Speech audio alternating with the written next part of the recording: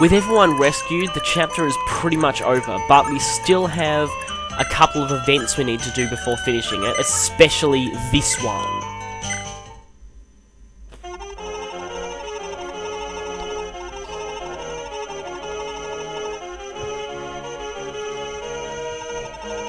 Seeing their portraits side by side now makes it really obvious. And yes, her name was mentioned in a village conversation in the prologue chapter.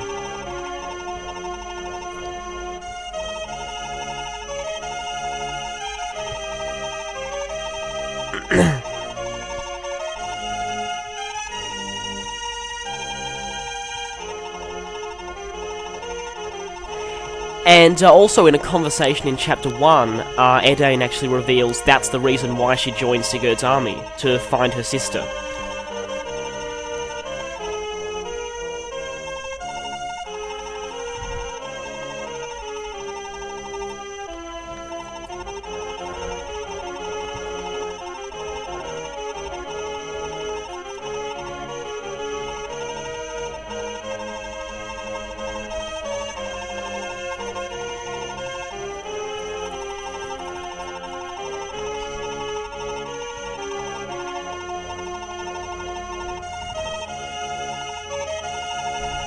And yes, there's a very good reason why you need to do this conversation.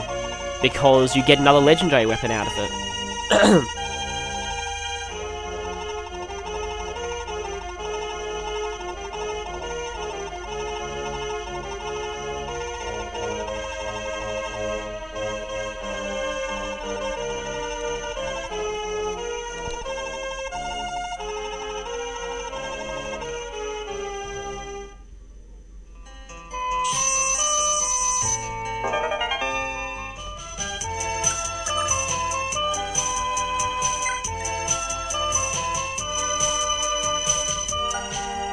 Yep, as you can see there, it gives plus 10 to strength and speed, which essentially makes it a 40 might weapon. So, you really don't want to miss that. In fact, now that she has it, Bridget will pretty much kill anything in one round. And I'm not exaggerating here, that even applies to bosses and even the toughest arena opponents.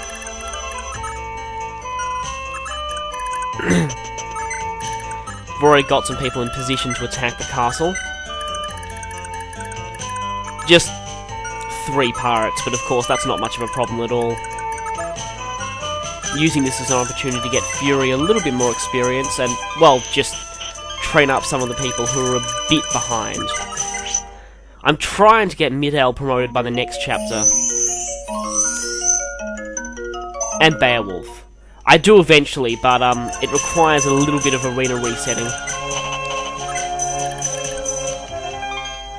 But anyway, now that we've actually got the Ichival, I can finally talk about Brigid in regards to pairings. Her son is always going to inherit that weapon, which means there's absolutely no way possible for him to be bad. I mean, even pairing her with someone like Azel will mean that because of the plus 10 strength, he'll still be able to do decent damage with it.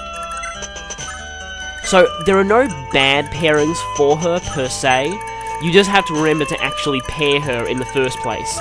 Otherwise you'll get a substitute character who won't have the Ichival. And that's not good. And here's the secret event with Dew. You have to move him to the base of the Blagi tower.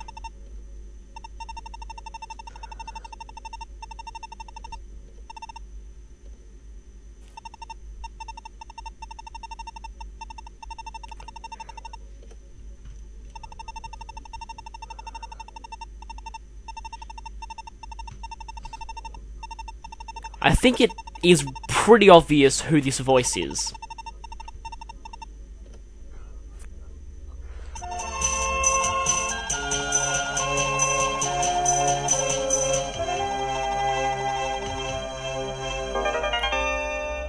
So, you get the Wind Sword out of that, which is basically another magical sword like the Thunder Sword that you received earlier.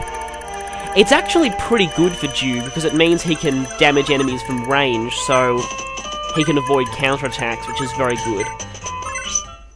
It's also a good item to pass on to children.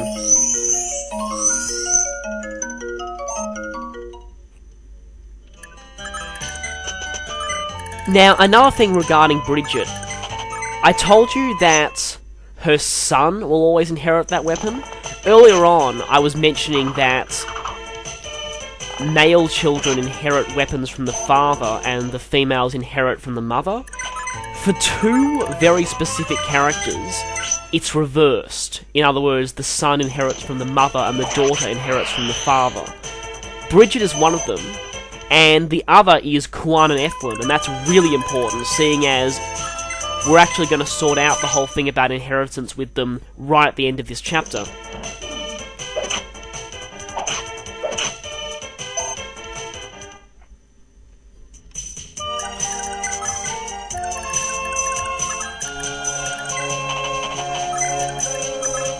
Anyway, although Bridget's son will always be amazing, her daughter often needs some help.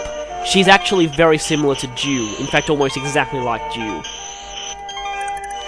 Which is why most of the best pairings people say for Bridget mainly just involve making her daughter better. The one that most people seem to say is the best is Holland, and it's hard to argue with it. I mean, it gives her daughter a better sword rank, and some increased growths that help her, and Luna, which is also helpful. Thing is, in this playthrough I'm pairing Ira with Holland, mainly because I just like that pairing for story purposes. But if you're pairing Ira with Lex, I would seriously advise the Bridget and Holland pairing. For me, I'm going with Dew. Dew is a pairing often done by first-time players, and Bridget really has no sort of hinted at pairings with regards to the story. I mean, some people say it's Jamuka, but not really so sure. Because of that, she has no real easy pairings. So you have to make sure whoever you're wanting to pair her with stands next to her for as long as possible. It's really important because, as I said before, even though it's impossible to make a bad pairing for her, you've got to actually pair her, otherwise, you know, like I said, you won't be getting the Ichival. Now this is preparations for inheritance with Cuan and Ethlin.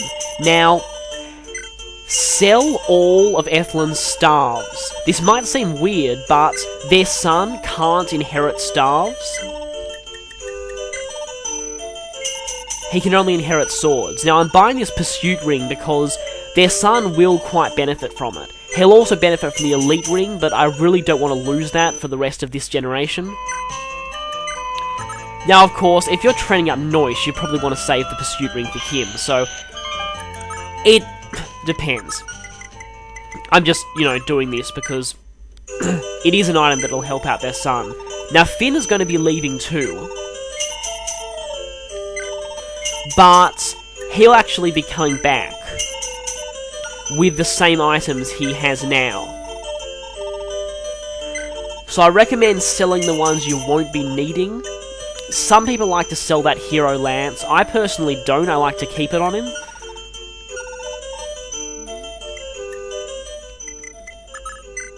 Now, as for Cuan, well, their daughter will not be needing anything other than the gay ball.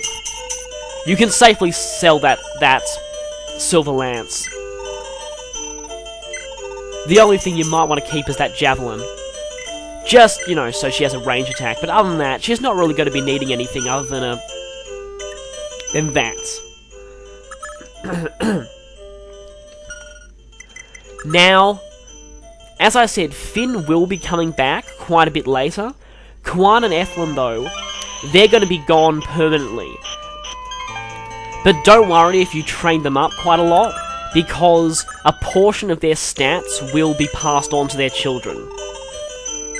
So, yeah, their level ups aren't completely wasted. One other thing though, if Finn is paired, he'll lose all his items. So, in that case, sell the ones you're not planning on inheriting, which is probably all of his lances.